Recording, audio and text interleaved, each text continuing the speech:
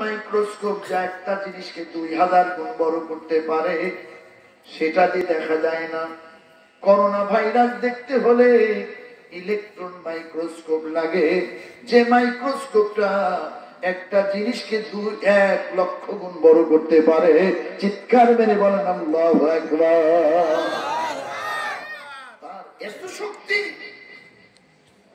পৃথিবীর বড় বড় ভিআইপি কুপকার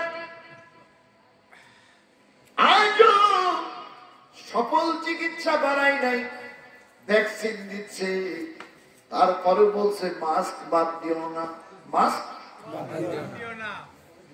সাবধানে থাকো, করোনা রোগীর কাছে যাওয়া যাবে না। বাংলাদেশে অক্সফোর্ডের যে ভ্যাকসিনটা এসেছে 74% নিরাপদ বলেছে। কত পার্সেন্ট? 100% বলতে পারছে না। আল্লাহ আরাম থেকে বলেছেন ওয়া'আযাবাল্লাযীনা কাফারু, এই অদৃশ্য বাহিনী দিয়ে ওই সূরা ওই আয়াতে ওয়া'আযাবাল্লাযীনা কাফারু, আমি এর দ্বারা কাফিরদের আযাব কঠিন ভাবে দিয়ে দিলাম। পৃথিবীর সবচাইতে বড় কাফির আমেরিকা, সবচাইতে বড় শক্তিশালী আমেরিকা, সবচাইতে মুসলমানদের ভিতরে অশান্তি তৈরি করে দিচ্ছে যে দেশ, তার নাম কি? আল্লাহ মার দিছে আমেরিকারই 4.5 লক্ষর উপরে পর্যন্ত শেষ হয়ে গেছে। কথা ঠিক কিনা? আল্লাহ রাব্বুল আলামিন বলেন ব্রাজিল দ্বিতীয় অবস্থানে, ভারত তৃতীয় অবস্থানে, 55টা মুসলিম কান্ট্রি আছে। 55টা মুসলিম কান্ট্রির মধ্যে ইরানকে যদি বাদ দেওয়া যায়, কেননা ইরানের আকীদা মুসলমানদের আকীদার মতো নয়, ইরানকে যদি বাদ দেওয়া যায় 54টা মুসলিম দেশ, 54টা মুসলমান দেশে এ পর্যন্ত যে মানুষ মারা গেছে, এক ইন্ডিয়াতে তার চাইতে 2 গুণ মানুষ মারা গেছে। বিশ্বাস হয় না? আল্লাহ বলে ওয়াইয়াদাহু, ওই সূরাতে আছে ওয়াইয়াদাহু জুনুবি জুনুদিন লাম তারাউহা, এই অদৃশ্য বাহিনী দিয়ে আমি আমার রাসূলকে, আমার রাসূলের অনুসারীদেরকে আমি আল্লাহ শক্তিশালী করব। সুবহানাল্লাহ। 8 মিনিট চায়নার প্রধানমন্ত্রী সেজদা করেছিল মসজিদে। 8 মিনিট। কয় মিনিট? 8 মিনিট। মুসলমানদের মতো ওযু করে যে মসজিদে যে সেজদা দিয়ে আর ওঠে না। ইতালির প্রধানমন্ত্রী তিনি বলেছেন আমার যা ক্ষমতা ছিল সব শেষ করেছে, এখন যা বাকি আছে উপরওয়ালা করতে পারবে, আমি পারবো না। তার মানে ওই আল্লাহ ছাড়া বাঁচানোর কেউ নাই। দীর্ঘদিন মুসলমানদের জন্য বাইতুল মুকাদ্দাস মসজিদ বন্ধ করে রেখেছিল। এই করোনা আসার পরে বাইতুল মুকাদ্দাস মসজিদ খুলে দেওয়া হয়েছে। সুবহানাল্লাহ। চায়নার উইঘুর মুসলমানদের উপর যে নির্যাতন ছিল তার অর্ধেকও নাই, থেমে গেছে। দিল্লিতে মুসলমানদের যেভাবে মারতেছিল কয়েকদিন, সেটাও বন্ধ হয়েছে এই করোনার উসিলায়। কথা ঠিক কিনা? তাহলে এই করোনা অনেকটা মুসলমানদের জন্য রহমত হয়ে গেছে। জোরে বলুন সুবহানাল্লাহ। এই করোনা থেকে পৃথিবীর মানুষ বাঁচতে পারত আমার নবীজির একটা হাদিস মানলে। কয়টা হাদিস? সে হাদিসটা কি? ওই যে নবীজি বলেছেন কোন এলাকায় যদি প্লেগ বা মহামারী দেখা দেয়, সেই এলাকায় যারা আছে তারা সেখানেই থাকবে, তারা বাইরে যাবে না। আর অন্যান্য এলাকায় যেখানে করোনা বা ওই মহামারী, প্লেগ, ওই ভাইরাস যেখানে দেখা যায়নি, সেই এলাকার লোক আক্রান্ত এলাকায় আসবে না। আমার নবীজির এই একটা হাদিস যদি মানত, চায়নার ওহান প্রদেশে, চায়নার কোন প্রদেশ? ওহান প্রদেশে এই করোনা দেখা দিয়েছিল, এই ওহান প্রদেশে এই করোনার কবর হয়ে যেত, পৃথিবীতে আর এই করোনা ছড়াতো না। কিন্তু আমার রাসূলের হাদিস না মেনে এখন পৃথিবীর মানুষ বলতেছে ওই হাদিসটা মানলে আমাদের অনেক ভালো হতো, আমরা নিজের পায়ে নিজেই কোরআন মারছি। নাউজুবিল্লাহ। আজকে পৃথিবীর মানুষ কোরআন বাদ দিছে, যেখানে বিপদে পড়েছে। আমাদের বাংলাদেশে এই কয়েক বছর হল, বিশেষ করে এই 2020 সালে ধর্ষণের মাত্রা এমন বেড়েছে, শেষ পর্যন্ত বর্তমান প্রধানমন্ত্রীর সরকার সংসদে বসে একটা আইন করেছে, ধর্ষণ করলে তার মৃত্যুদণ্ড দেওয়া হবে। এই আইনটা করেছে কি করে না, কিন্তু করার পরে কি ধর্ষণ বন্ধ হয়েছে না বাড়ছে? হ্যাঁ, সত্যি কথা বলতে, বাড়ছে না কমেছে? বেড়েছে। সংসদে বিল পাস করলো ধর্ষণকারীকে মৃত্যুদণ্ড দেওয়া। এরপরে মন্ত্রী পরিষদের বৈঠকে প্রথমে অনুমোদন করলো, সব করলো, সংসদে পাস করলো, ধর্ষণ বন্ধ করে না। কিন্তু গোটা কোরআনুল কারীমের 6000-এর ঊর্ধ্বে আয়াতের মধ্যে একটা আয়াত যদি পৃথিবীর মানুষ মানত, তাম পৃথিবী, আমি অত কিছু বলবো না, এই বাংলার জমিনে যে ধর্ষণের বিরুদ্ধে এত আইন দিয়ে ঠেকানো যাচ্ছে না, আমার আল্লাহর কোরআনের একটা আয়াত যদি পৃথিবীর মানুষ, বাংলার মানুষ মানত, 99% ধর্ষণ একটা আয়াত দিয়ে বন্ধ হয়ে যেত। শুনবেন, একটা আয়াত দিয়ে ধর্ষণ বন্ধ হওয়া সম্ভব ছিল। হচ্ছে সূরাতুল আহজাবের একটা আয়াত, وَقَرْنَ فِي بُيُوتِكُنَّ وَلَا تَبَرَّجْنَ تَبَرُّجَ الْجَاهِلِيَّةِ الْأُولَى। আল্লাহ রাব্বুল আলামিন বলেন, হে মেয়েরা, তোমরা তোমাদের ভিতরে আমি অনেক সৌন্দর্য দিয়ে বানিয়েছি, ঠোঁট দুটো অত্যন্ত সুন্দর করেছি, তোমার তাকানো, তোমার চোখ কিসের হরিণের চোখ, তার চাইতে সুন্দর করেছি আমি আল্লাহ। তোমার নাক, তোমার কণ্ঠের আওয়াজ, তোমার মুক্তার মতো দাঁত বের করা ভাষা, সব আমি ব্যতিক্রমী করে আমি আল্লাহ তোমাকে বানিয়েছি। এই সৌন্দর্য দিয়ে তুমি যদি তুমি বাইরে যাও, পৃথিবীর নিকৃষ্ট বখাটে কিছু মানুষ থাকবে যারা তোমার সর্বনাশ করে দেবে। ওদের সর্বনাশ থেকে বাঁচতে যদি চাও, আমার আল্লাহ বলে, ও মেয়েরা, তোমরা কি করো, তোমাদের বাড়ির ভিতরেই তোমরা থেকে যাও। ওয়াকারনা ফি বুয়ুতিকুন্না ওয়ালা তাবাররাজনা তাবাররুজাল জাহিলিয়াতিল উলা।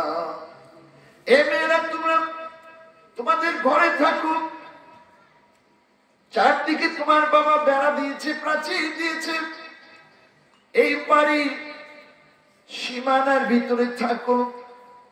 বাইরে যদি একান্ত যেতে চাও, তোমার সৌন্দর্যকে ঢেকে যাও। ওয়ালা ইউবদিনা জিনাতাহুন্না ওয়ালা ইউবদি। মাইক্রোস্কোপ যা একটা জিনিসকে 2000 গুণ বড় করতে পারে, সেটা দিয়ে দেখা যায় না। করোনা ভাইরাস দেখতে হলে ইলেকট্রন মাইক্রোস্কোপ লাগে, যে মাইক্রোস্কোপটা একটা জিনিসকে 1 লক্ষ গুণ বড় করতে পারে। চিৎকার মেরে বলেন আল্লাহু আকবার। তার এত শক্তি।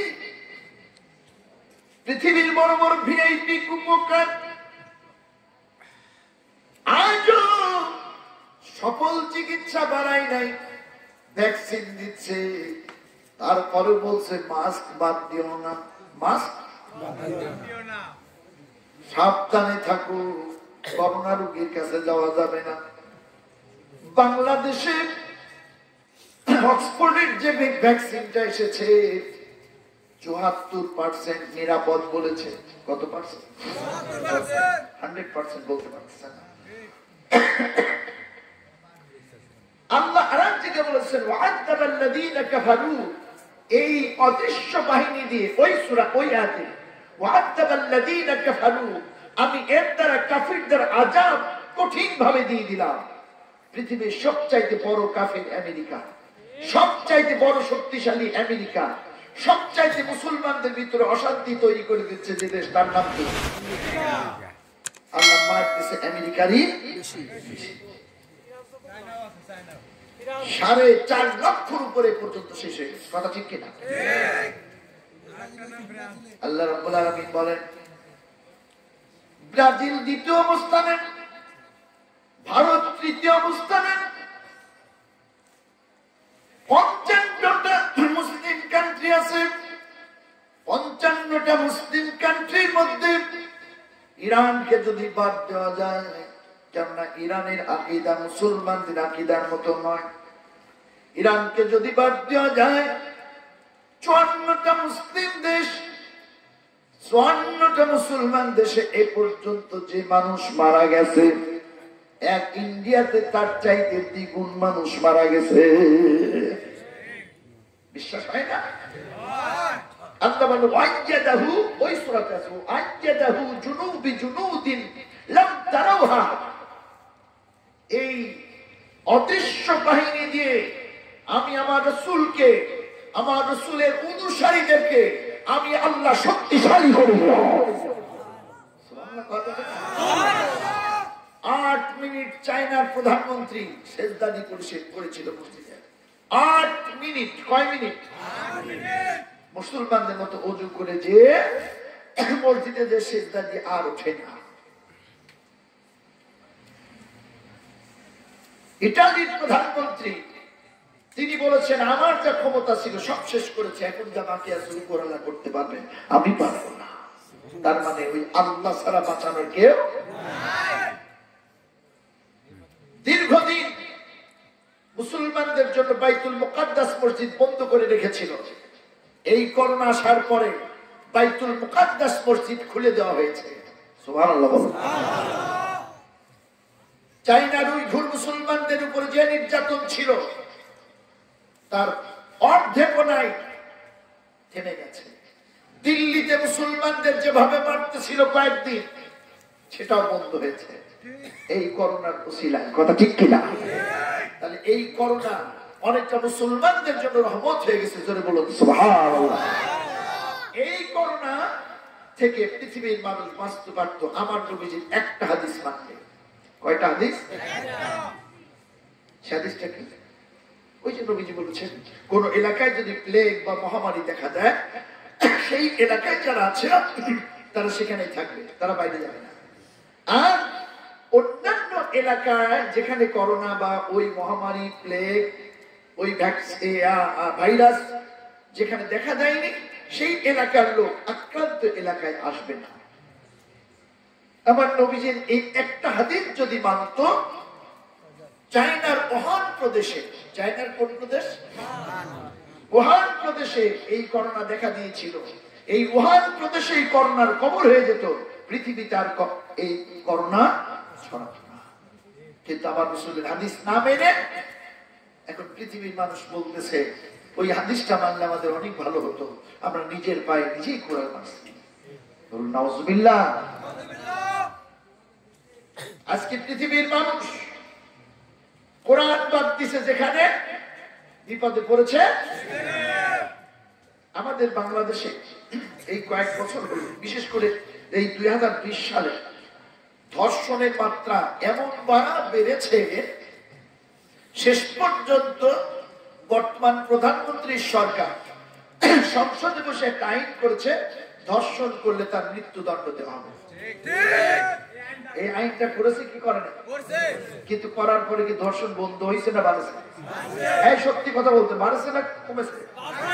বেড়েছে। সংসদে বিল পাস করলো ধর্ষণকারীকে মৃত্যুদণ্ড দেওয়া। এরপরে মন্ত্রী পরিষদের বৈঠকে প্রথমে অনুমোদন করলো, সব করলো, সংসদে পাস করলো, ধর্ষণ বন্ধ করে না। কিন্তু গোটা কোরআনুল কারীমের 6000-এর ঊর্ধ্বে আয়াতের মধ্যে একটা আয়াত যদি পৃথিবীর মানুষ মানত, তাম পৃথিবী, আমি অত কিছু বলবো না, এই বাংলার জমিনে যে ধর্ষণের বিরুদ্ধে এত আইন দিয়ে ঠেকানো যাচ্ছে না, আমার আল্লাহর কোরআনের একটা আয়াত যদি পৃথিবীর মানুষ, বাংলার মানুষ মানত, 99% ধর্ষণ একটা আয়াত দিয়ে বন্ধ হয়ে যেত। শুনবেন, একটা আয়াত দিয়ে ধর্ষণ বন্ধ হওয়া সম্ভব ছিল। হচ্ছে সূরাতুল আহজাবের একটা আয়াত, وقرن في بيوتكن ولا تبرجن تبرج الجاهلية الأولى।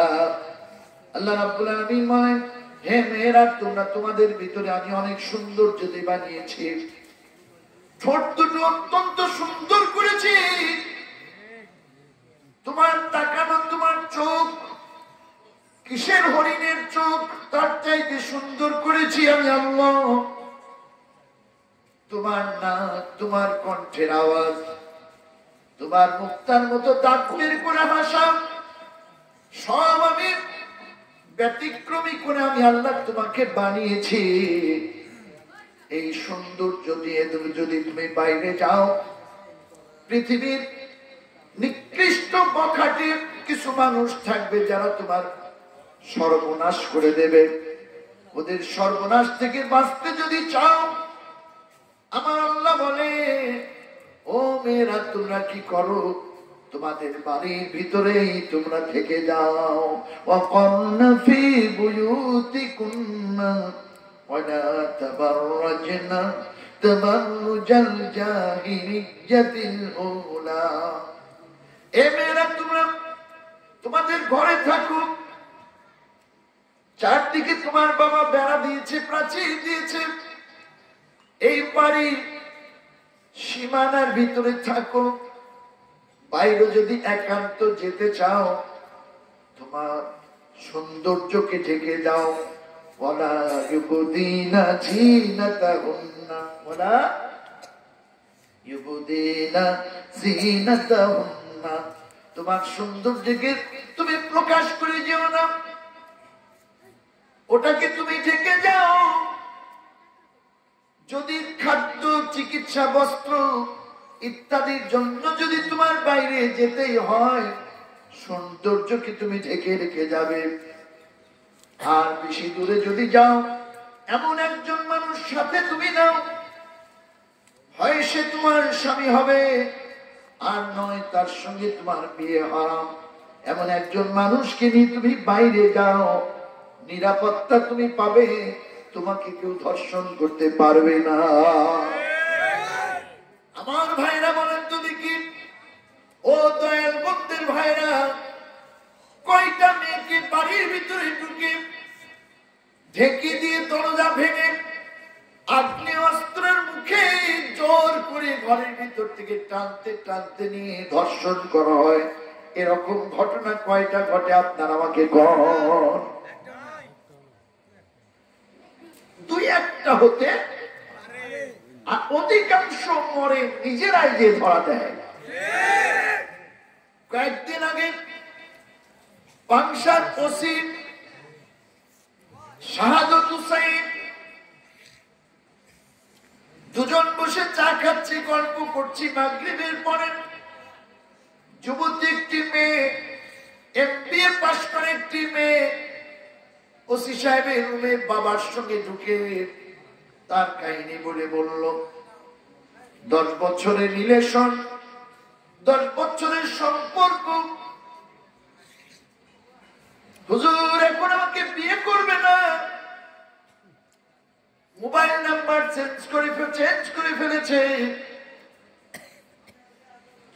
মেস হোস্টেল চেঞ্জ করেছে, বাড়িতে আসে না, আমার সঙ্গে দেখা যায় না, আমার মোবাইল রিসিভ করে না, আমার 4 পয়সা দাম দেয় না, জীবন যৌবন সব উজাড় করে যাকে দিলাম, সে এখন আমাকে বলাইছি গেট আউট, তুমি চলে যাও, তোমার আমি বিয়ে করবো না। ওসি সাহেব বলল, জীবন যৌবন উজাড় করে দিলে, হে মেয়ে সত্যি করে বলো, ওই ছেলে কি তোমার উপরে জোর খাটিয়েছিল? এই ঘটনাগুলো কোথায় ঘটেছিল বলো? MBA pass. এই মেয়েটি বলল, স্যার যতবার আমাদের এই রিলেশন, শারীরিক রিলেশন হয়েছে, সব ঢাকার মুখে হয়েছে। তুমি কিছুক্ষণ আগে বললে তুমি পড়েছো পাংশায়, সে পড়েছে ঢাকায়, তাহলে সে তো তোমার কাছে আসে নাই। হে মেয়ে, তুমি নিজে তার কাছে যে তোমার ক্ষতি, তোমার সর্বনাশ, তোমার কুমারিত্ব, সতীত্ব তুমি নিজে নষ্ট করে এসেছো। ঠিক কিনা? তুমি যদি না যেতে, তোমার বাড়িতে সর বাপের ক্ষমতা ছিল না তোমার ক্ষতি করা। আল্লাহর হুকুম মানে না। এখন ওই রোগের কোন চিকিৎসা। গত বছর পৃথিবীর একজন শ্রেষ্ঠ বিজ্ঞানী মারা গেছে। ছেলেরা বলো তো বিজ্ঞানীটার নাম কি?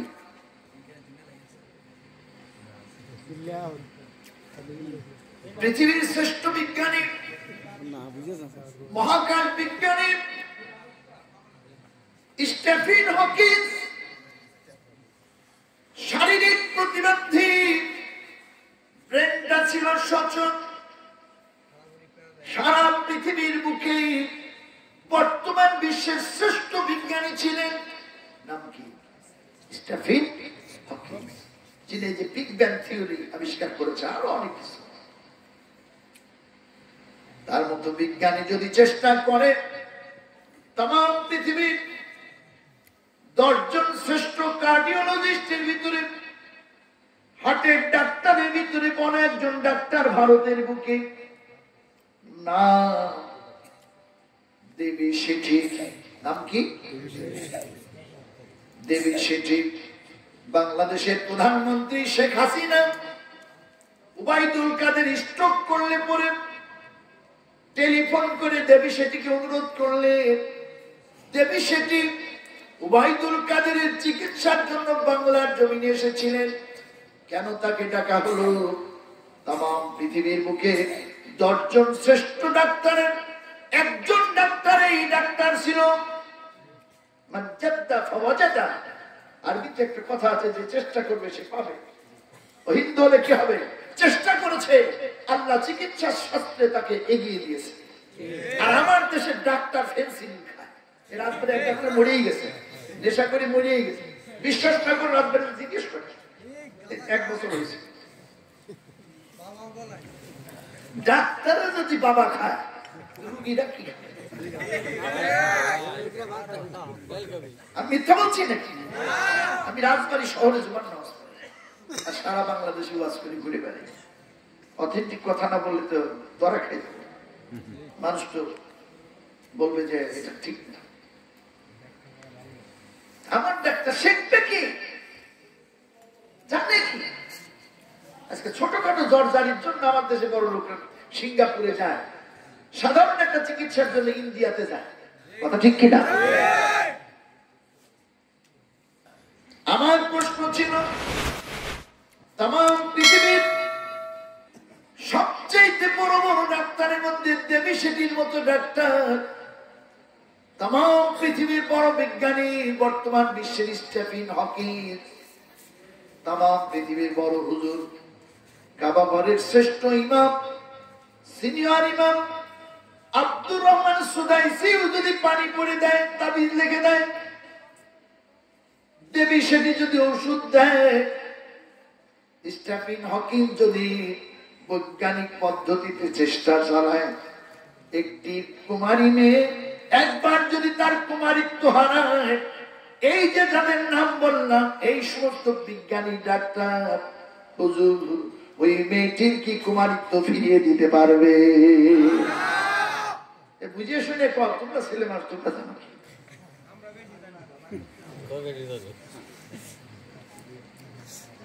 তাম পৃথিবী কারো পক্ষে ওই মেয়েটি যা হারিয়েছে তা ফিরিয়ে দেওয়া সম্ভব। এই জন্য তাদেরকে সৃষ্টি করেছেন ওই পদ্ধতিতে, যে আল্লাহ, সে আল্লাহ বিধান দিলে বাঁচতে যদি চাও ঘরে কাটাও, 4 ডালের মাঝে কাটাও। আমার সেনগ্রাম মাদ্রাসার পাশে এক বড় লোক ছিল, বিশাল মহাজন। আজ থেকে 33 বছর আগে আমি ওই মাদ্রাসায় জয়েন করেছিলাম প্রিন্সিপাল হিসেবে। এখন আমি পাংশা শহরে কেন্দ্রস্থিত মাদ্রাসা। সেই সময়ে ওই মহাজন 1000 মণ মালামাল টানে এমন নৌকা ভরে ঢাকা থেকে মাল আনতেন। সদরঘাট থেকে নৌকা বুঝাই করে মাল পাঠিয়ে উনি ট্রেনে বাসে বাড়ি আসতেন। আর এই নৌকা যখন পাঠাতেন তখন উনি নৌকায় না যে টাকাগুলো নিয়ে, নৌকা যায় 3 দিন ঘুরে 4 দিন ঘুরে, উনি যেতেন কয়েক ঘন্টায় ঢাকা নিয়ে যেতেন, নগদ টাকা নিয়ে যেতেন। তখন টিটি করা ডিডি করা এত সহজ ছিল না। উনি এই টাকাগুলো নিতেন কিভাবে বলবো? এই 7 লাখ টাকা পাওয়া, সেই যুগে 7 লক্ষ টাকা দিয়ে একটা বিল্ডিং বাড়ি সহ জায়গা কেনা যেত জেলা শহরে, ঠিক না? এতগুলো টাকা উনি নিতেন সেরা ব্যাগ। সেরা ব্যাগ বুঝেন?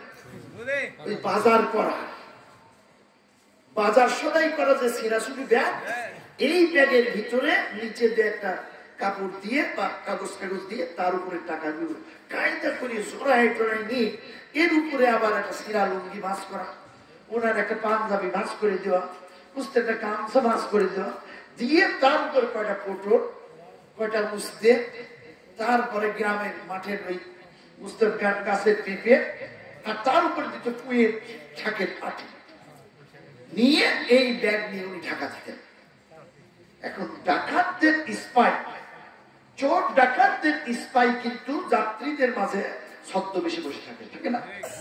কি বলেন? কথা বলেন, থাকে না? এখন এই ছদ্মবেশে চোর ডাকাতদের স্পাই থাকে, উনি এটা জানেন। তারা যাতে সন্দেহ না করে এজন্য উনি ওই ব্যাগ নিতেন, যেতেন। আর মাঝে মধ্যে নতুন যাত্রী ওটা দেখলে, দেখো তো আমার এই বুড়ো কালে এখন এই ছেলের বাসায় নাকি পুলিশ ডাটা নিয়ে যাওয়া লাগবে। ছেলের শখ হয়েছে আমার নিজের খেতে মিষ্টি ভর্তা খাবে। এই দেখো তো এইসব পেঁপেটা নিয়ে আমার ঢাকায় যাওয়া লাগে, ও চাকরি করে কিনে খেতে পারে না। কেউ জিজ্ঞেস করতেছেন একাই, তার মানে লোকেরা যাতে বুঝতে না পারে এর ভিতরে 7 লক্ষ শুধু মনে করে পটল উঠতে পেঁপে আর শাকের ডাটা আছে, আর সিরা কাপড় চোপড় আছে, কিন্তু আছে তো মাল 7 লাখ টাকা। 7 লক্ষ টাকা নিরাপদে ঢাকায় নিয়ে যাওয়ার জন্য গফুর মহাজন যদি এই পদ্ধতি অবলম্বন করত, 1000 কোটি টাকা দিয়ে যে ক্ষতিপূরণ করা যায় না, যেটা হারালে পাওয়া যাবে না, সেই জিনিস একটা নারীর শরীরে আল্লাহ দিয়েছেন। দিছে কি দেয় না? সেইটা বাঁচানোর জন্য, নিরাপদ রাখার জন্য সিরা বস্তার চাইতো ওই রকম কিছু দিয়ে ঢেকে যাওয়ার দরকার আছে না? এজন্য আল্লাহ রাব্বুল আলামিন বললেন, ওয়ালা ইউবদিনা জিনাতাহুন্না, এ মেয়েরা তোদের সৌন্দর্য প্রকাশ করে যাস না। পথে গাজীর বাগ আছে, ঠেকানো যায় না। রাস্কেল পাজি বখাটিরা ছেলেদের মতো বড় বড় মোবাইল নিয়ে আছে, ওরা যেসব ছবি দেখতেছে এমনি খেপি আছে, তার সামনে যদি তুমি যাও হায়নার মতো তোমাকে আক্রমণ করবে। অতএব ওদের হাত থেকে বাঁচতে যদি চাও, ঘরে কাটা, আর বাইরে শিক্ষা, চিকিৎসা, বাসস্থান, খাদ্য, এর জন্য যদি বাইরে যাও, সৌন্দর্য ঢেকে যাও, ওই গফুর মহাজনের মতো বস্তার নিচে পলাও। আমি কি বোঝাতে পারছি? কোরআনের এই একটা আয়াত দিয়ে আমার দেশের মেয়েদের সতীত্ব, কুমারিত্ব ধর্ষণের হাত থেকে বাঁচানো যেত, যেত কিনা বলেন? কোরআন না মেনে প্রগতিবাদী হয়ে মিছিল করে সমান অধিকার দিতে হবে, আমাদের দাবি মানতে হবে, এই স্লোগান দিয়ে রাস্তায় নেমে তোমরা তোমাদের সতীত্ব, কুমারিত্ব রক্ষা করতে। আর একটা হাদিস দিয়ে সামনে বলবো, বর্তমানে ছেলেদের ভিতরে, পুরুষদের ভিতরে একটা প্রচন্ড ব্যাপার সেবার দেখা দিয়েছে, সেটা হলো পরকীয়া। সেটা কি? নিজের স্ত্রী ফেলে রেখে ঘরে সুন্দরী স্ত্রী, সুন্দরী নারী তার বিবাহ বন্ধনে রয়েছে, আল্লাহ রাব্বুল আলামিন দিয়েছে হালাল করে দিয়েছেন। সেই স্ত্রী বাদ দিয়ে আজকে অন্য স্ত্রীর সঙ্গে মোবাইলে চ্যাটিং করে, SMS এর মাধ্যম দিয়ে, অথবা রং নাম্বার থেকে পরিচয় থেকে ইয়ে থেকে শেষ পর্যন্ত বিয়ে, কার বলতে কে নিয়ে কোথায় যে কাটায় খুঁজে পাওয়া যায় না, কিছুদিন পরে ফেরত পাঠায়, এ স্বামীও নেয় না, ও নেয় না। এরকম ঘটনা পাঁচুরিয়া রাজবাড়িতে না।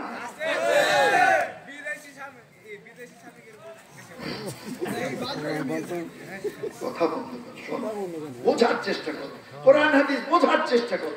আমি বলেছি এটা সমাধান মানব জাতি, এটা গোরস্থানে পড়ার কিতাব নয়। আরে ব্যাখ্যা আমার রাসূলের হাদিস। সুবহানাল্লাহ বলেন। কষ্ট হচ্ছে?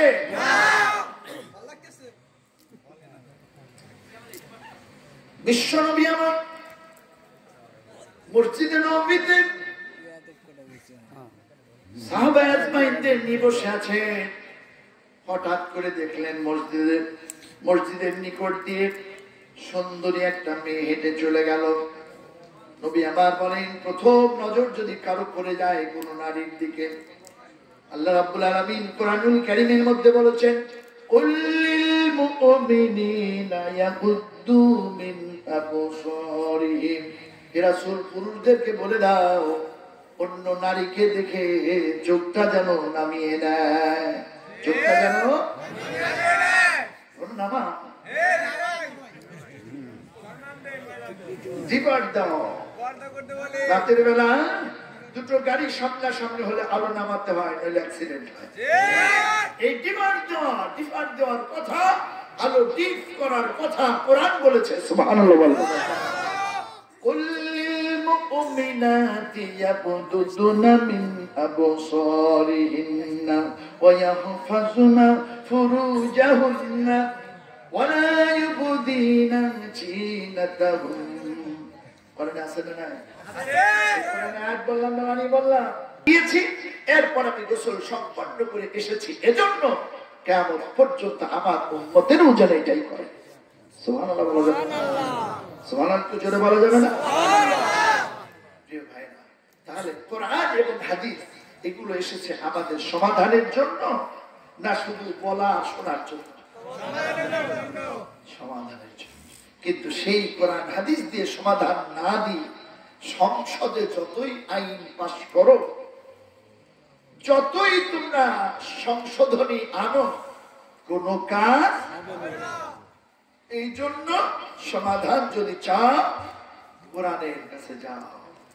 কিসের কাছে যাও? এছাড়া কোনদিনই কোন আইন দিয়ে কিছুই করতে। অনেক কথা বলে ফেললাম, এবার আয়াতের একটু অনুবাদ করে দোয়া করে বাড়ি যাবো। আমারে ফেলে রেখে চলে যাবেন কিনা, কেটে হাত তোলেন।